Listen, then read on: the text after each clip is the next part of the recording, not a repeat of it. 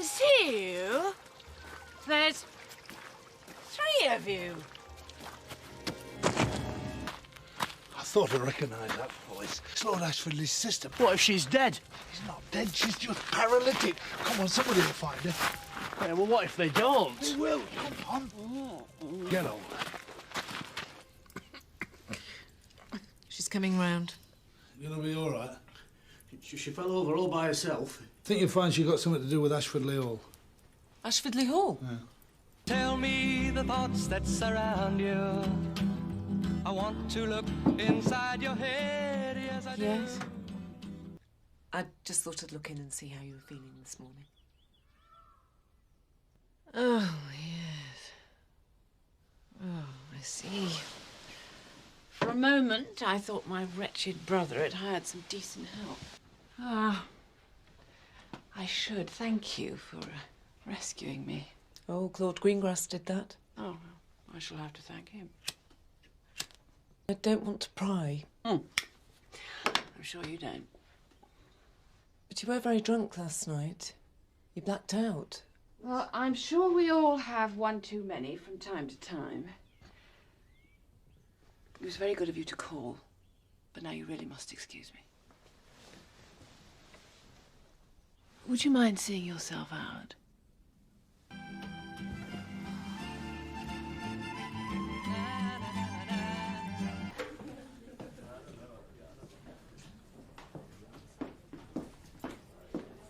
Gin and tonic, please, a large one.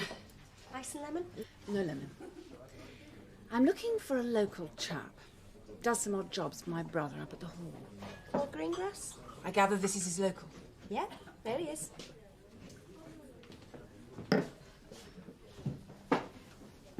That'll be 4 and 10, please. Mr. Greengrass? Yes. I'm Patricia Brewster. I think I owe you my thanks. And perhaps a drink. It's very kind of you. And Norman's a very sporty woman, your mother. You're a very lucky man. Another large G&T in here. Large Scotch and a shandy. Maybe you should all slow down a bit. I beg your pardon. This is my brother's public house. Are you refusing to serve me? No. And what are you? The barmaid? Who's in charge here? Mrs. Brewster, PC Rowan. We met last night. Oh, yes, of course. But let me buy you a drink too, Constable, or are you on duty? Is that your car outside? If you mean the Austin Healey, yes. Do you intend driving it home? Obviously. I think you've had a little bit too much to drink, don't you, Mrs. Brewster? No. No, I don't. And I don't think you should take it upon yourself to interfere in my private affairs. The law obliges me to interfere. I am not drunk. All I've had is a couple of gins. She'll tell you. If you do step into that car, I'm afraid I'll have to arrest you for driving under the influence of alcohol. Really?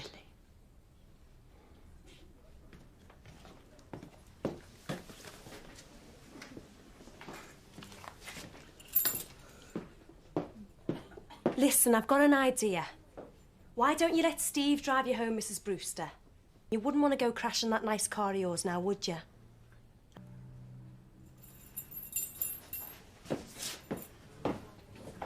I behaved pretty badly, didn't I?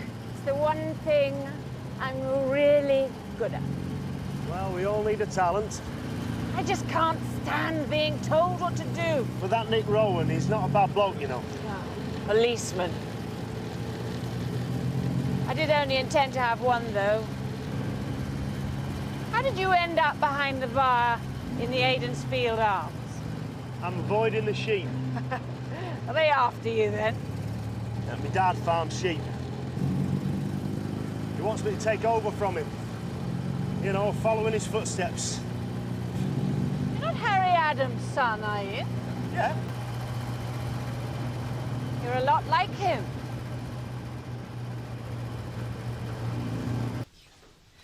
Oh, what a charming room. Can I offer you some tea? Lovely. Right. You were very kind to me, Mrs. Bolton, and I wasn't exactly appreciative. But then drunks never are. It's part of the disease. Are you saying you're an alcoholic? So I'm told. I have a very good man in Harley Street. I pay him a lot of money. He tells me what I don't want to hear. Would you rather he lied to you? Perhaps.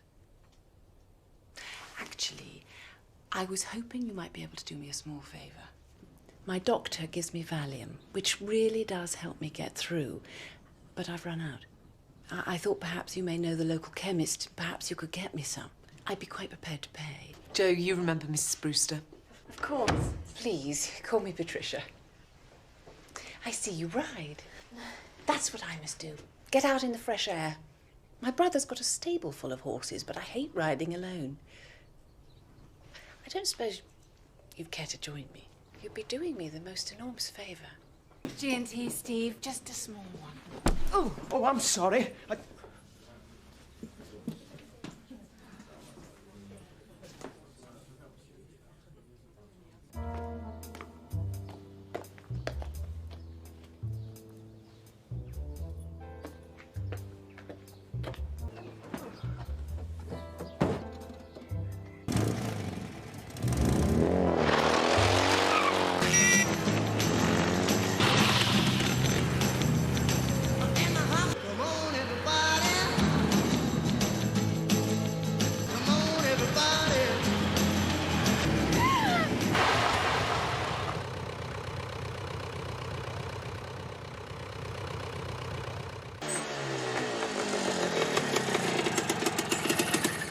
You all right?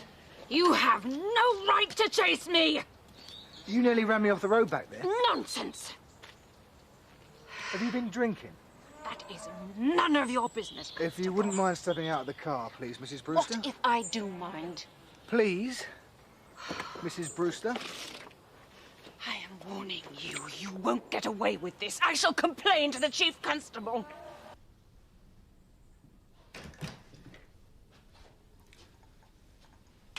Tee up. You really don't understand how the world works, do you, Constable? I understand that the law applies to you as much as anyone else, Mrs. Brewster. Right, well, that'll be all. I'm releasing you, but with a caution.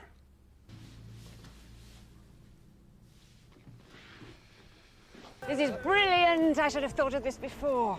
You never said you were such a good rider. I used to know every inch of these hills. Used to ride in all weathers. That can't have changed that much. No. It's me that's changed.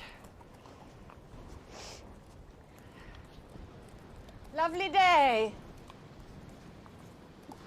When I was young, my father stopped me from marrying. So when I was 21, I went out and married a vulgar American playboy, just to spite him. He wants to divorce me, but it'll cost him too much. What about you? I'm engaged to the local policeman, Nick Rowan. Ah, nice looking. He's not exactly what my parents wanted for me either. Well, parents aren't always wrong about these things. Do you know Harry Adams? Hello, Harry. I met your son the other day. Maybe he mentioned it. No.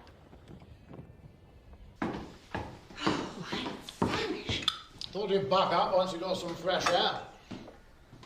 I'm going over to Bing's tomorrow for a couple of days. You're going to be all right? Of course. You know what I'm saying, Patty. Stay off the sauce. I thought I might ask Harry Adams and his wife to dinner when you get back. Harry Adams, whatever for? Don't be ridiculous. I need company, Charlie. Friends. I bumped into him today. He was very friendly. He's got a damn cheek. Oh, for goodness sake. That was all 20 years ago. I'll tell you one thing living in America's done for me. Cured me of English class snobbery. He'd feel uncomfortable, poor fellow. You'd feel uncomfortable.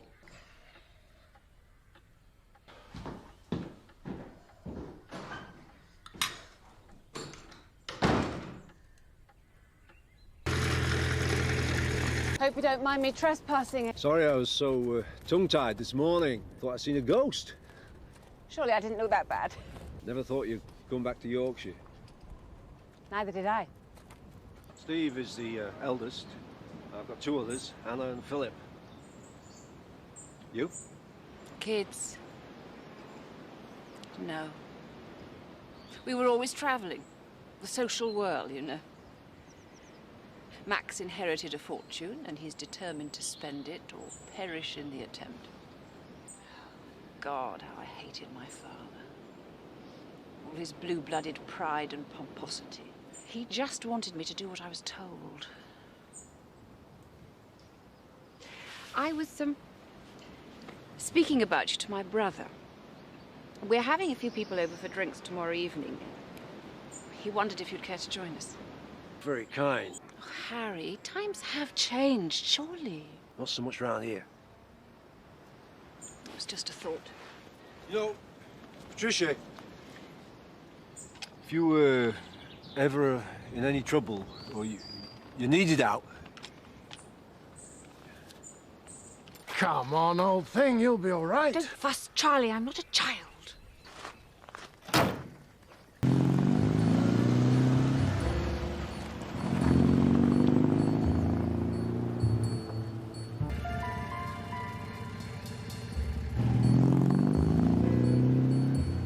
You talk like Marlene Dietrich, and you dance like Zizi Jamais.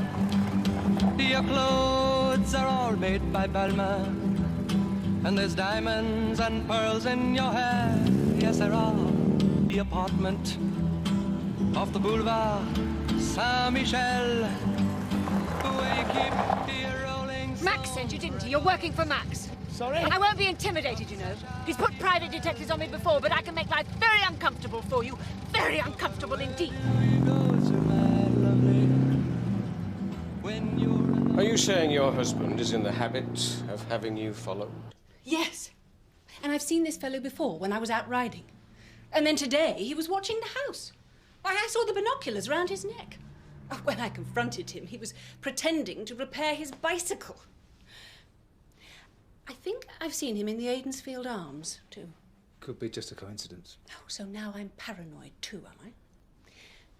My husband is a very rich man, Sergeant. He wants a divorce, but he doesn't want to pay for it.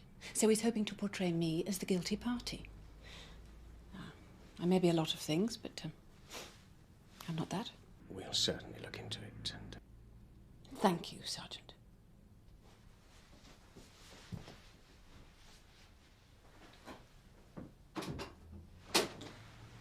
I shall mention how helpful you've been to the Chief Constable next time I see him.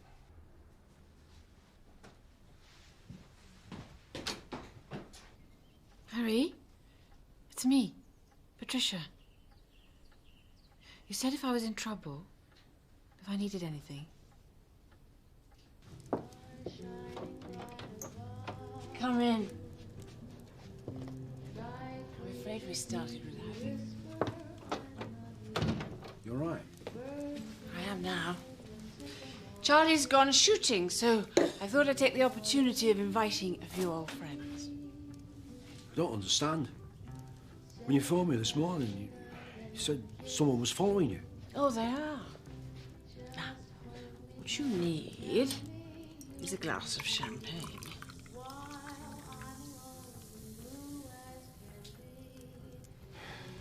What's going on, Patricia? There's no one else here. Seems I don't have too many old friends. Never mind. What shall we drink to? Do you remember when I got married? As I walked out of the church on Max's arm, I saw your face in the crowd. Oh, you looked so desolate. Oh, well, it were a long time ago. I've never stopped loving you. My son, Steve's been telling me that you got yourself into quite a mess. Drink and the like. You need some proper help. I need you. If we could only... Don't be ridiculous. No one can turn the clock back. And I wouldn't want to. Stay with me. Stay here just for tonight. Patricia, don't do this. It spoils everything. Once I get a divorce, I will be a millionaire, and then we can make up for all the time we've lost. Look, I got a wife and a family that I love. Harry, I'm begging you, don't go. You're my last chance. I swear I'll kill myself! I wondered if you'd fancy coming over. To tell you the truth, Joe, I could do with some company. I see her ribbons and her bows have fallen from her curls. She takes just like a woman.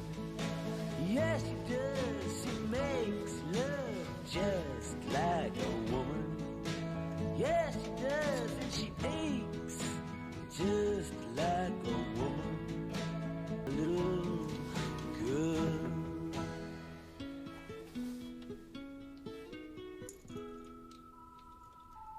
Queen Mary, she's my friend.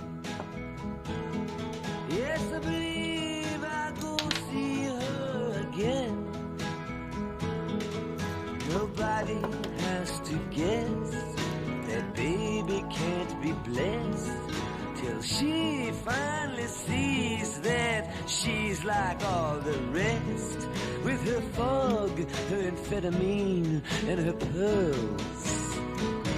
She takes just like a woman. Yes, she makes love just like a woman. Yes, she does, and she aches just like a woman. But she breaks just like a little girl. Patricia?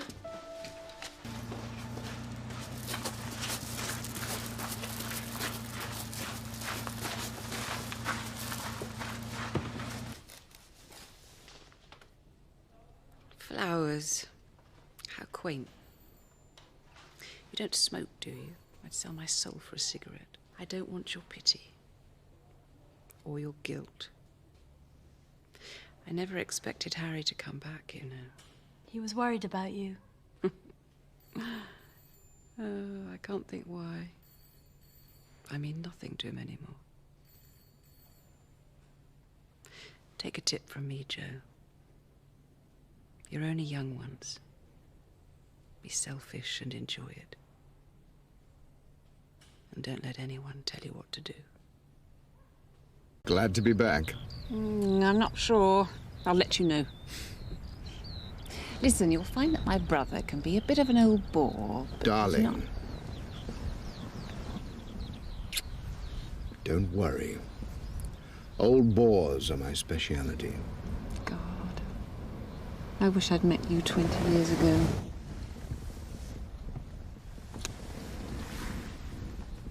Patty! Well, you're looking pretty chipper. You're getting fat. Oh, thank you. Come and say hello to Ronnie. Now, I want you boys to be friends. I'm sure we'll do our best. Well, let's get you inside.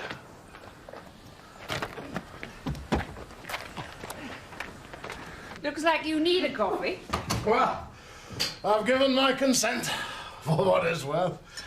I think perhaps a small do's called for. You mean an engagement party? Oh, Charlie, that'd be brilliant. No, nothing to...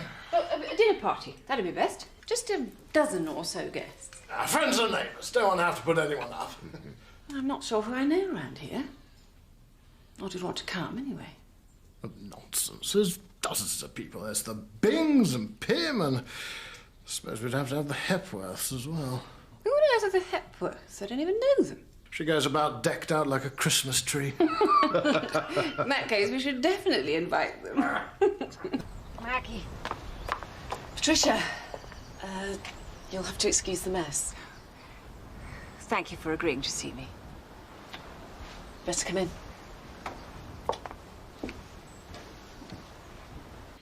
I have haven't had a drink now for 6 months. I bet that surprises you. Well, you do look well. Now, what I need to do now is apologise. It's really not necessary. It is necessary. I'm an alcoholic. You tried to help me, and I just abused you for your pains. I'm truly sorry, Maggie. I always thought you could beat it if you found the motivation. Well, one day at a time and all that. Still, I've certainly got the motivation now. I'm engaged to be married. Well, congratulations, Patricia. About time my luck changed, wouldn't you say? He's fun. He takes care of me. If you come to our engagement party tomorrow night, you'll meet him. Paddy, I'd like you to meet Sergeant Craddock. My sister, Mrs. Brewster. Hello. Great pleasure, Mrs. Brewster. Apparently old Hepworth got burgled last night. Someone made off with his wife's trinkets, so you better lock up your valuables. How terrible. Last night. Well, don't worry, Patty comes here. The dogs will have him.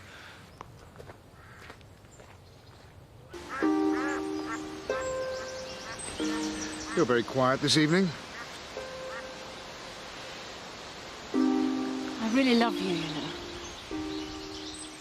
And I don't care what you were before. You don't have to prove anything to me. Like what? Well, you don't have to worry about money. I've got more than enough for both of us. Last month, when we were staying in Hampshire with Henry and Jane, some of their friends got burgled. Yes. I remember. What's that got to do with anything? Last night, someone broke into the Hepworths. Who are the Hepworths? Charlie was talking about them. I just want you to make me a promise, Ronnie. Hang on a minute, Patricia. What exactly are you suggesting? Well, I'm not suggesting anything. I just want you to promise me that it's all over now. Your old life is over. You promised to put it behind you now. Just promise. I promise. I promise. Don't let me down, will you, darling? Because if you do, I'll go to the police myself.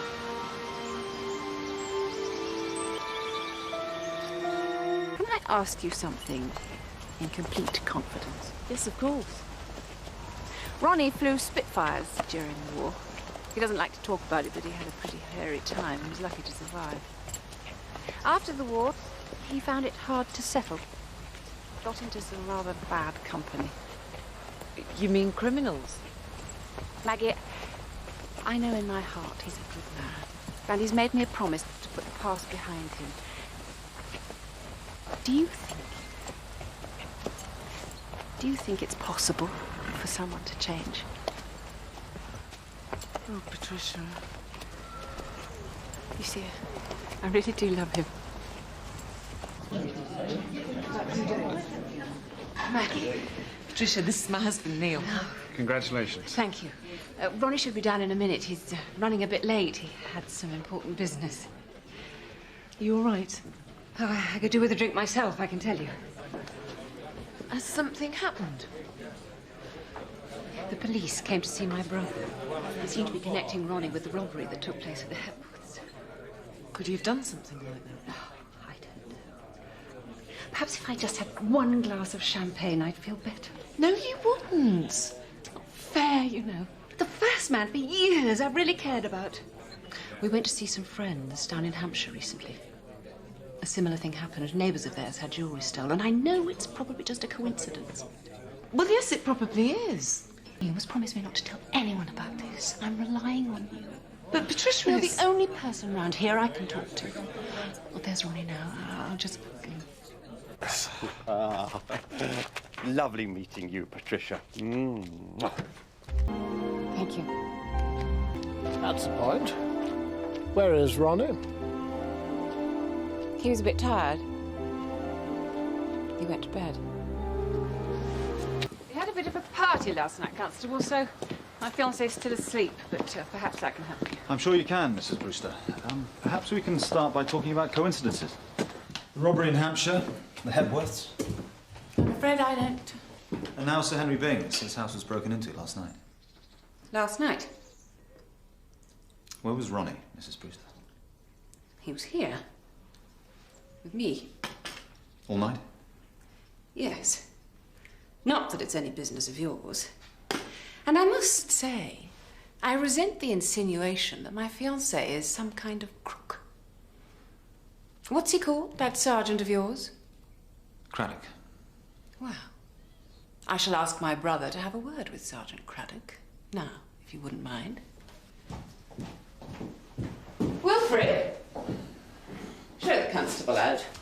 I can't believe you told him. I gave you my confidence and you just casually betrayed it. No, I didn't. I thought about it very carefully. Like some village gossip passing on a bit of tittle-tattle. Listen, Patricia, I think you've got to face up to the fact that Ronnie might not be the man you think he is. Who are you to judge him? I know he's not a criminal. Was just trying to help you out of a difficult situation. Save your good works for your patients. I can do without them.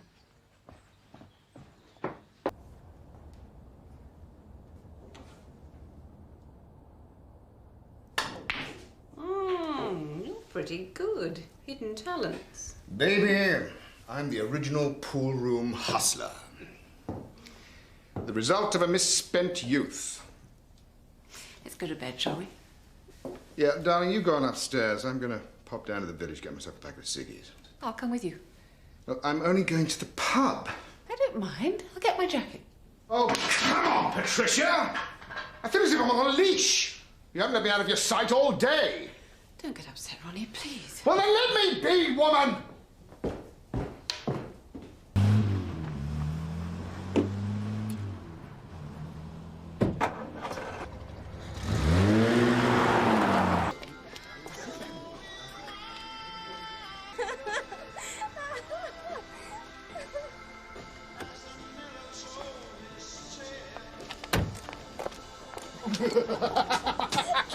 You never met such a... Patricia.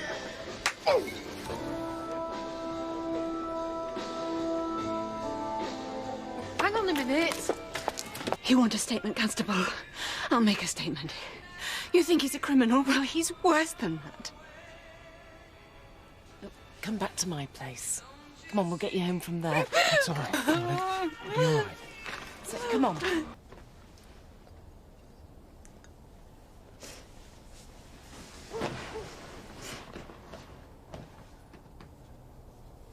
That was the girl from the pub, wasn't it? Serves me right for not facing up to the facts. That's what you said I had to do, wasn't it? I think I owe you another apology, Maggie. What are the facts? About Ronnie.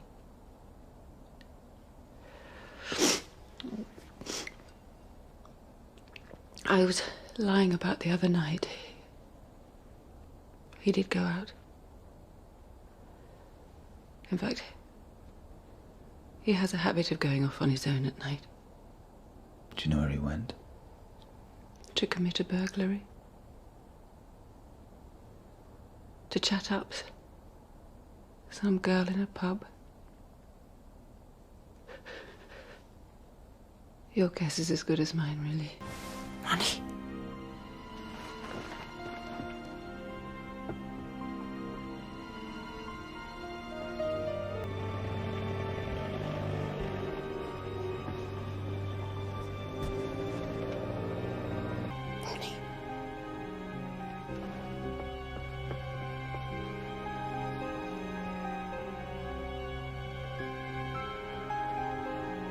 Ronnie, is that you? Wilfred. Have you seen Mr. Harper? I presumed he was in your room, madam. I'd hardly be asking if he were. It's obvious what happened. That damn rascal Harper crept into my sister's room, stole the necklace and ran off. He's made a complete fool of me, Sergeant.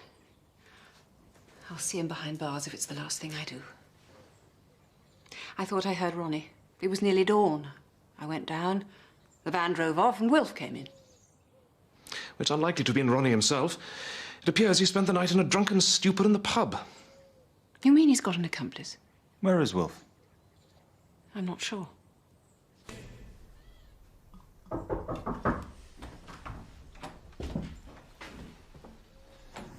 caught Wilf, Mrs. Brewster. I'm afraid he didn't have the necklace on him. But Ronnie has an alibi. He spent the night with that girl. Well, if it's any consolation to you, he spent the night on the floor of the snug. I think Gina had had enough of him, too. I expect you think I'm rather pathetic. But I'm not a fool. I know Ronnie was marrying me for my money. I just never thought he'd actually steal from me. Well, it's easy to be deceived. Especially by such an accomplished liar. What do you mean? Well, it seems Ronnie was lying about his past, too. His heroic war record was certainly an invention.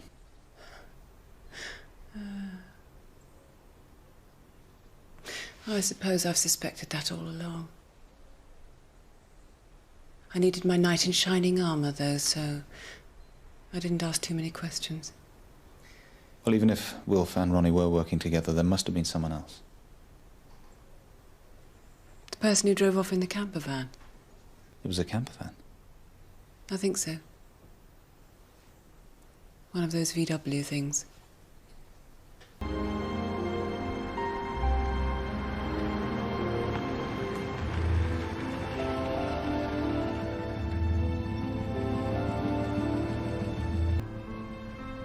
How's your hangover? Aren't you getting in? You're a fool, Ronnie. And a liar. But then nobody's perfect.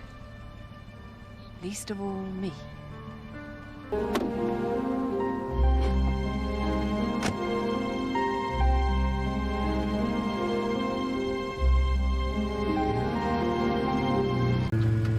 About leaving me behind. Oh, pray to me. Why didn't you phone? Because then it wouldn't be a surprise. And I know how you love surprises. How long are you staying for? Now, didn't Mother always tell you not to say that to guests as soon as they arrive? It's rude, Charlie. Stuff and nonsense. Gosh, darling, you all right? Just stiff. Trapped nerve. Such a long drive.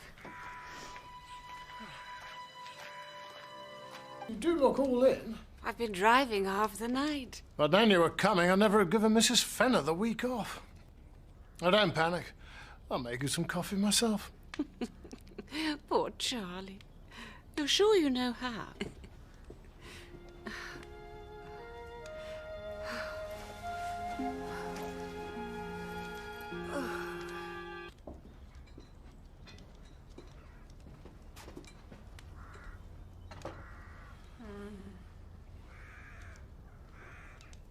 Good Lord, you're burning up. I'm just tired. What are you doing? Phoning Dr. Somerby. I don't need a doctor. It's just a touch of flu. All the same, I'd be happy if she looked you over. She's a very pleasant young woman. Ah, good morning, it's Patty. I don't need a doctor, Charlie. Now be a good chap.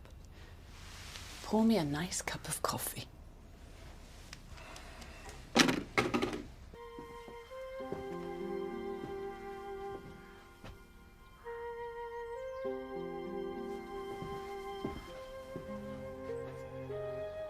Patty?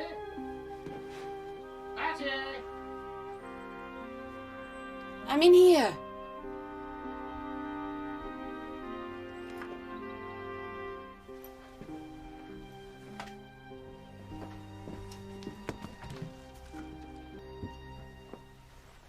Oh, Charlie. Do you remember him? You'd never go to bed without him. If he wasn't there, you'd just cry and cry until Nanny found him for you. Did not? Yes, you did. Look at his poor ear, all battered where you used to suck it. Don't know who's worn worse over the years, him or me. You know, Charlie, it really makes a difference having somewhere to come home to. What the hell are you doing here? Are you following me or something? Darling, I thought you'd be pleased to see me. Well, I'm not. Will you please leave? Now? Patty! Charlie, can I have a word? I don't quite... Charlie, please. Well, you're going to have to explain to me what's going on. I can't. Exactly. Henry Tadcaster is the son of our father's oldest friend. Well, the fella may be a bit of a damned hippie, but I'm sure he'll grow out of that one of these days. Look, I've been seeing quite a lot of Hal in London recently. What do you mean? Something like that. Charlie, I want you to ask him to leave. Now. Chuck him out, I can't do that. I've just invited him to lunch. Oh, no. And to stay for a few days. You haven't. Look, you two have had a bit of a tiff. You know, as people do when they're... You want me to have a word with him, I'd be only too happy to. Oh, you don't understand.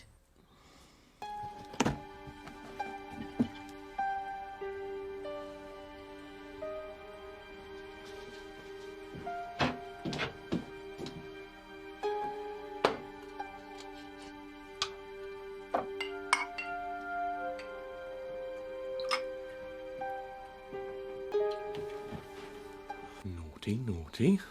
I'd prefer it if you'd knock. Poor old Charlie thinks you're off the sauce, you know. He's just been telling me how well you've been doing, kicking the booze. What do you want, Hal? I did what you wanted. Now, why can't you just let me be? I certainly didn't force you. That would be totally against my philosophy. Why can't you just go away and leave me alone? You make me sick. I've been thinking London's becoming a real drag. It's really cool of Charlie to invite me to stay, don't you think?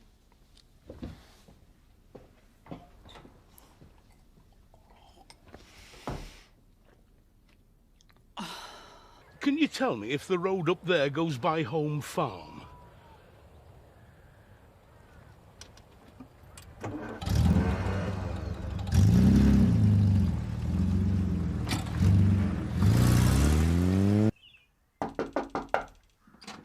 Patty! Go away. Last chance.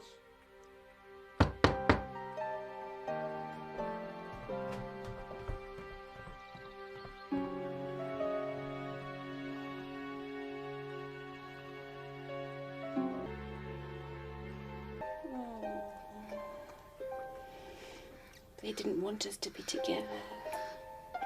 But I wasn't going to let that happen, was I? No. Patty, you up there again? That's Uncle Charlie.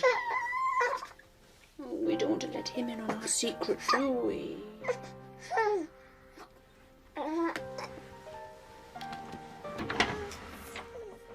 I'll be down in a minute.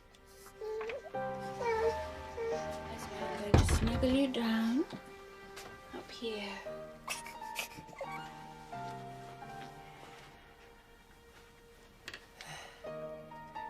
Don't worry, darling.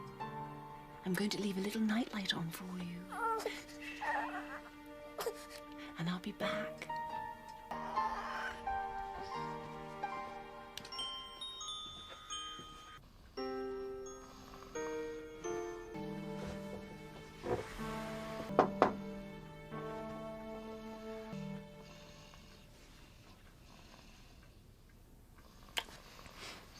What do you want?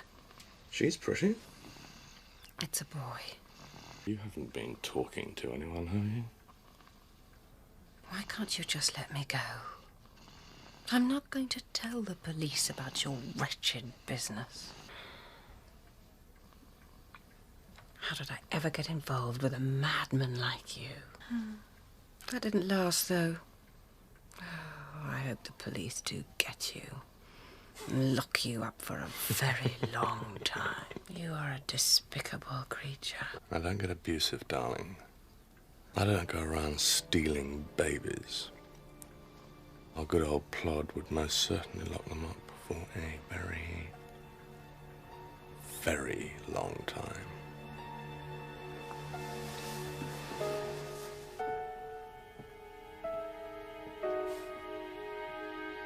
Patty! Morning, Charlie. You all right? I just need to pop to the village. There are some things I must... Patty! Bradley, call Dr. Sowerby. When did you have the operation? Wednesday. I discharged myself from the clinic and drove up here. I thought, if I can have a rest... And have you been bleeding fairly continually since the termination? Yes. Well, I think our best plan is to admit you to hospital. No, I can't! I'm going to call an ambulance.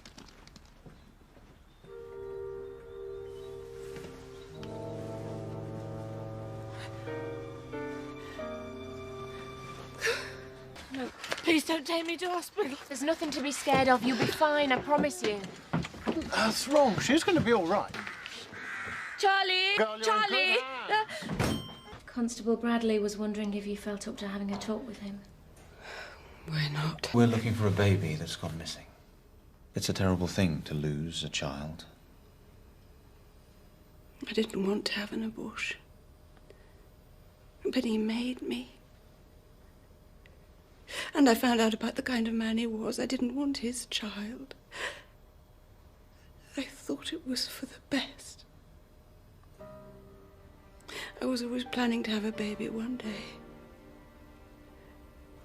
But the years skip by, don't they? I don't expect I'll have another chance now, at my age. He was outside, all on his own, poor little thing. I was just driving by. I didn't mean... I only wanted to help him. Take care of him. I didn't mean any harm. Where is he now?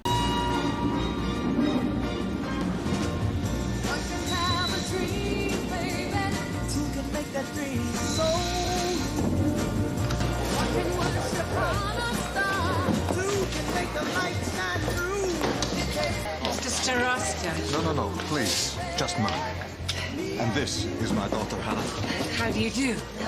We are so pleased to be here in your beautiful Lancashire. Yorkshire, actually. And now don't worry about all this. David will see to it. Be very careful with the violins. You know, I looked at the map.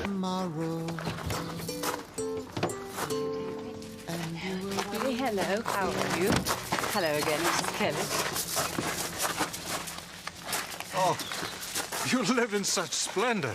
My brother does, but he's a generous fellow. Well, he must be to let his house be overrun by musicians and weary fiddlers such as myself. You're hardly a fiddler. But I am weary, and so lucky to have found such a generous and wonderful patron. Let me introduce you to Mrs. Kellett, our housekeeper, Marek Starosta. Mrs. Kellett. His daughter, Hannah.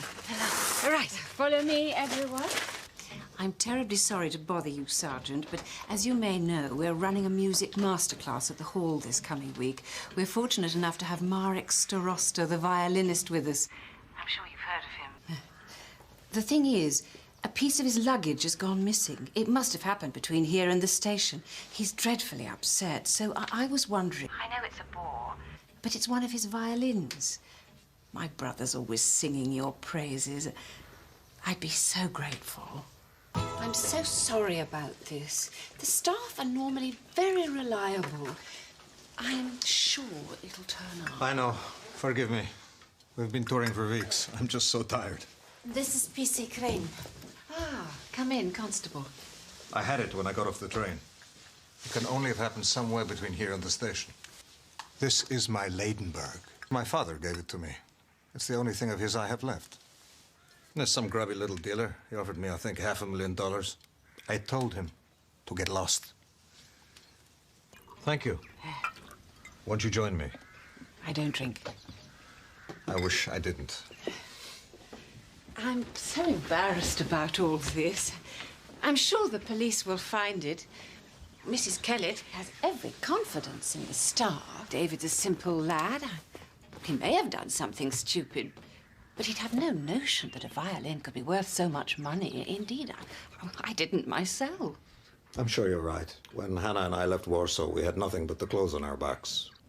Must have been very hard. After the reform movement was crushed, I start from scratch again. Nonsense. You're one of Europe's finest violinists. I have no agent to negotiate for me. You still have your talent and your reputation. A great lady. Why would someone like you take an interest in a poor immigrant like me? I don't know about great lady. I've led a pretty rickety life. But I do have money and connections. I thought it was about time I made myself useful in the world. I've always been passionate about music. We have everything completely in hand. So pleased to hear that, Constable Crane. Perhaps I'd better go and fetch Marek, if you'll excuse me for a moment. I'm sure Hannah will take care of you.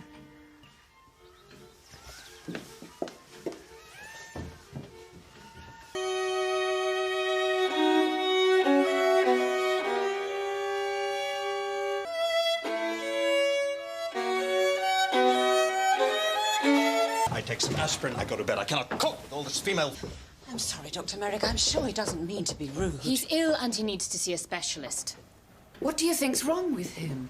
It would be hard to say without a blood test, but it looks like rheumatoid arthritis. In the meantime, here are some stronger painkillers that should help. How is this going to affect him? Will he still be able to play? With the proper treatment for a little while, perhaps. It's a disease of remissions and relapses. A little while? You need to encourage him to get a blood test. Yes, I see. Thank you for coming, Doctor. Come and warm yourself by the fire.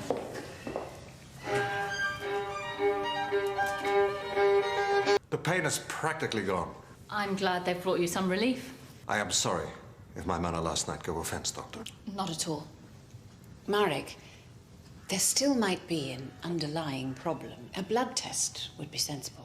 I could take the sample myself. It wouldn't take more than a couple of minutes of your time. We're only trying to help you. Then how can I refuse? It's still possible that the violin has simply gone missing, but I think we'd do better to assume that it has been stolen. But who would do such a terrible thing? Someone in a position to know its true value. Oh, that rules out most people round here. I gather you've had a few problems of your own. You recently spent some time in a psychiatric hospital. Oh, right. Ashfordley's nutty sister. She got depressed and stole a baby, so she might have hit the source again, and this time she's stolen a violin. Is that your train of thought, Sergeant? No, I may be a madwoman, but I'm also a rather rich madwoman. So I certainly don't have a financial motive to steal. And certainly not from a man like Marek Starosta, whom I consider it an enormous privilege to call my friend. I'm sorry, I didn't mean to imply... Yes, you did. I'm obliged to pursue all possible lines of inquiry. Then do so, Sergeant. Urgently. All this shilly-shallying. I think it's time we saw some results. You have early-stage rheumatoid arthritis. Next, you tell me to stop drinking. Cutting down would help. No, it wouldn't. We'll find a specialist. The best in the field. Someone who can really help. Patricia, no one can help.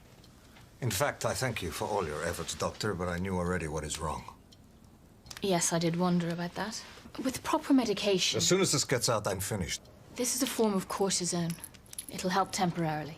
A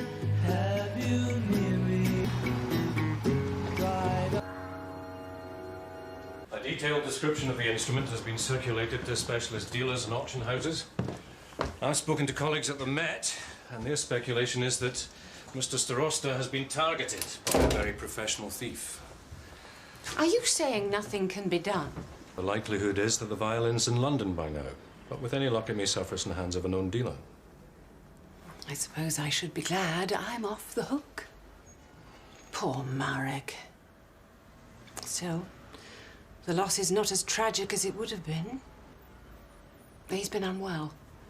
Anything that can lessen his workload has got to be for the good. Thank you for your efforts, Sergeant. Thank you. I've never felt like this for anyone before.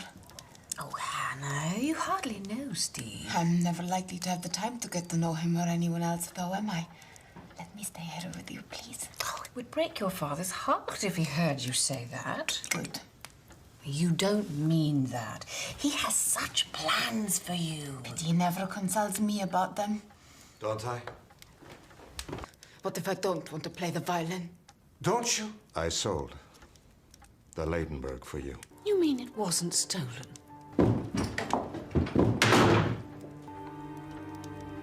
I think you should calm down, Mr. Starosta, in order that we can establish the facts. She must have left late last night. And you're suggesting that she and P.C. Crane have embarked on some kind of relationship? I think she believes herself in love with him. Well, we can easily establish if she is with him. He has abused his office. He should be thrown out of the police. Well, that seems a bit harsh. I would have thought a creative man such as yourself would have had some sympathy with young love. Do you know the public house in the village, Mr. Starosta? It's called the Aidensfield Arms. And Mr. Brownjohn has been staying there for the last few days. Is he someone that you know, sir? I think there are a few misunderstandings that need sorting out, Sergeant. But our first priority, surely, is to ensure that Hannah is safe. Mrs. Marek. Oh, how lovely to see you. Make yourselves at home. Good morning. Thank you for having us. It's a pleasure. Oh, there you are. I was wondering where you'd got to. You're going to come and say hello to everyone? I've made such a mess of everything, haven't I? It's not as bad as all that. My career is over. My daughter hates me. The police are probably going to arrest me. How can it be worse? You leave the police to me. Patricia, I am not worthy of your care and concern. Yes. Well, I've never really been the kind of woman to make sensible choices. You are truly a great lady. Look at this. What do you think they're here for? They're here for you. Because whether or not you can play, you are still a great musician. And they are here to sit at your feet and learn.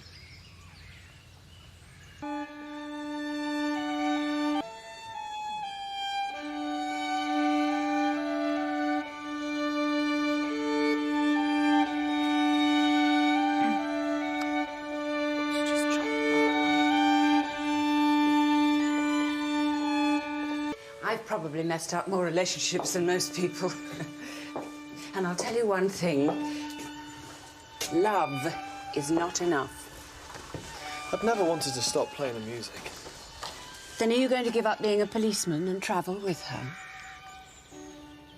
Your lives are not compatible. One of you would have to sacrifice everything. That may work for a while.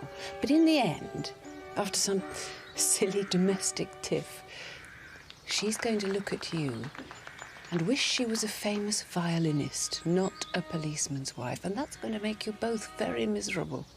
Is she really that good? Oh, yes.